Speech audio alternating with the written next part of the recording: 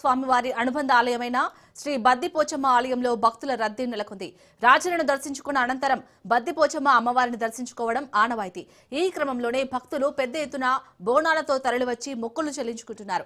మరోవైపు వేలాదిగా తరలివచ్చిన భక్తులను నియంత్రించడం, సౌకర్యాలు కల్పించడంలో అధికారులు విఫలమయ్యారనే విమర్శలు వినిపిస్తున్నాయి. బోనాలతో తరలివచ్చి గంటల కొద్దీ క్యూ లైన్లలో వేచి ఉన్నప్పటికీ అమ్మవారి దర్శన భాగ్యం కలగడం లేదు. చివరకు బయట నుండే అమ్మవారికి మొక్కులు చెల్లించుకుంటున్నారు కొందరు. మరికొందరైతే మొక్కులు చెల్లించుకోకుండానే వెనుదిరుగుతున్నారు. వీఐపీ ప్రముఖుల దర్శనాలపై చూపిన చొరవ ఆలయ అధికారులు సామాన్య భక్తుల సౌకర్యాలపై చూపలేదని అక్కడి భక్తులు ఆగ్రహం వ్యక్తం చేస్తున్నారు.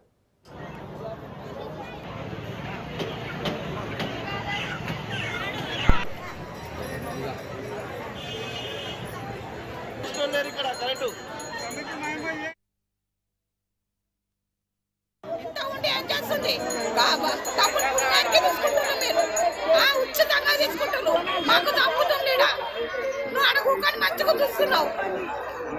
ప్రజలు ఏమన్నా కానీ అందరికి కూకుంటున్నావు, ఊరందరూ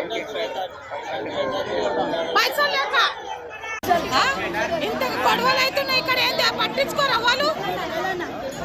పోలీసు వాళ్ళు లేరు, అవ్వరు లేరు అంటే మాకు మేము చచ్చిపోవాలి, వచ్చిన వాళ్ళ మేము చచ్చిపోవాలని మంచిగా ఉన్నా అడుగు పని చూస్తాడు మంచిగా. అసలు కళ్ళు మూసుకున్నారా లేదు. ఇవి లేదంటే ఇక ముందు పంపిస్తాను. వాళ్ళ అధికారులు వాళ్ళు ఉన్నారు, వాళ్ళు ముందు పంపిస్తాను. సామాన్యంగా మేము వచ్చిన భక్తులకు మాకు మాత్రం ప్లేస్ లేదు, ఘోరంగా ఇబ్బందికరంగా ఉన్నది. సార్ వాళ్ళు పూల పడి వాళ్ళ అంటున్న వాళ్ళు పంపిస్తున్నారు.